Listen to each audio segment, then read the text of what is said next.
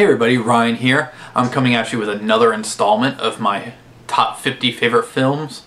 In this video we're going to be talking about numbers 40 through 36. Or should I say 36 through 40. And so we're getting further down my list. I know there's been a little bit of space in between these videos, but I wanted to get that Batman video done, and I had a lot of other stuff I was doing.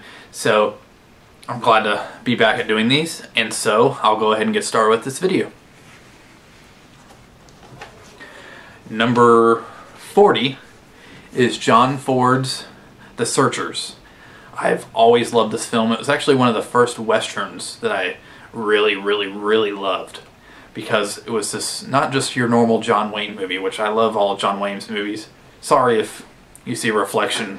I have a new light that I use to kind of give me some lighting, and I see it's reflecting off my glasses, but I'm sorry, whatever. But this is more than just a little John Wayne movie, you know, a western movie. It has some great character development. John Wayne isn't just the heroic character that you're used to seeing in some of his films. It's actually a very complex character. You know, you sense some slight racism in the character against the Indians, and you know, he's just a great, fun, interesting character to watch, and you don't know if he's ever going to blow up at something just for a reason or another. But it's just a great film. For those of you guys who don't know, it's about an ex-American Civil War Confederate soldier who takes a little while to get home after the war, and he goes back to his family. At that point, he's not married or anything. It just consists of his brother and his family. And so, but after a raid, an Apache raid on his family's house, they realize that one of the family members, who's a little girl, is missing, and they think that she was kidnapped by the Native Americans. And so the movie's about the search that John Wayne undergoes with his half-breed nephew, played by Jeffrey Hunter. And it's just a great film. It has Natalie Wood in an early role, and I've just loved it. The colors are amazing, great Technicolor, and the footage that John Ford got of Monument Valley, it's just stunning. It's great to look at. And so this has always been one of my favorite movies, and it's definitely my favorite one of my favorite westerns. And so John Wayne's The Searchers, or John Ford's The Searchers. The next film is actually one of my favorite films, and one of my favorite films about making films, and that's Tim Burton's Ed Wood. This is a great film. I love this film for so many reasons. It's about Edward Jr., or Edward Wood Jr., and you know, he's best known as being a filmmaker that was an awful filmmaker. He made Plan 9 from Outer Space, Glenda. He was just one of those filmmakers that everybody just thinks was an awful filmmaker, and he was really bad at what he does, but his movies were always entertaining. And Tim Burton, using Johnny Depp as a star, as the star, made a really fun biopic, tribute film of Ed Wood, and about, you know, his relationships and his filmmaking and his friendship with Bela Lugosi. And it's great black and white photography, very good old Hollywood style cinematography, and it's just a fun movie. Everybody from Sarah Jessica Parker, Bill Murray, Vincent D'Onofrio does a cameo as Orson Welles. It's just a fun film. And let me see. And also, Bela Lugosi is played by Martin Landau in an Oscar-winning performance. And it's just a fun film, and I've always loved watching this. It's really fun because, I don't know about you, but I love seeing films about people making films. And this is one of the funnest ones for me to, or more fun for me to watch. And it's always been one of my favorite films since I saw it. And see, check out that picture is pretty sweet. Wait, not that one. That one of him holding the camera, and I don't know, it's just a great film.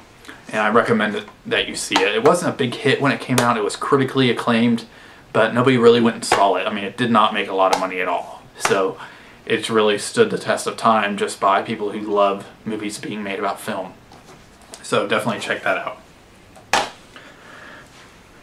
The next one is number 38 on my list, and that is Martin Scorsese's The Departed. I've loved this movie since I first saw it in theaters. Probably one of the funnest movies I've seen in theaters because of reactions by the film goers. And it's a remake of the Asian film Internal Affairs, and it's just about the interworkings of a internal investigation into a gangster played by Jack Nicholson. And it's also about the inner workings of Jack Nicholson's mob in relation to the internal affairs department of the police department in Boston. And it's just a really awesome Boston mob crime film. Really suspenseful. And one of the reasons why I love it the most, is because of the amazing direction by Martin Scorsese and his use of music, his editing, and the acting. I think this is Leonardo DiCaprio's one of his best performances. Really intense, just a great character. And so I've always loved this film. I don't even need to go into it anymore because I know a lot of people have seen this. And so if you haven't, I really recommend it. I mean, I love this film. It definitely ranks up there with some of his best work. Some people don't agree with me, but I think it's up there with his best work. So definitely check that out if you haven't seen it.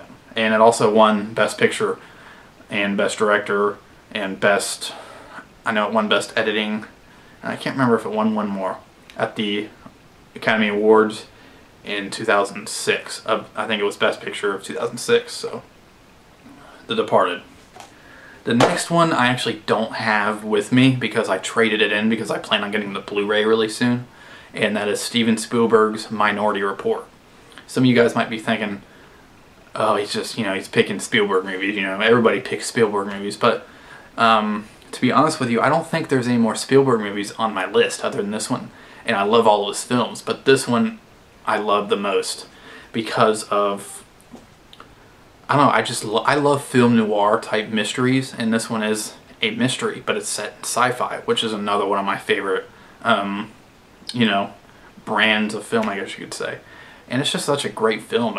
It's about Tom Cruise's character. He's in charge of this pre-crime organization that catches killers before they commit the murder, that kind of thing, or criminals before they commit the crime.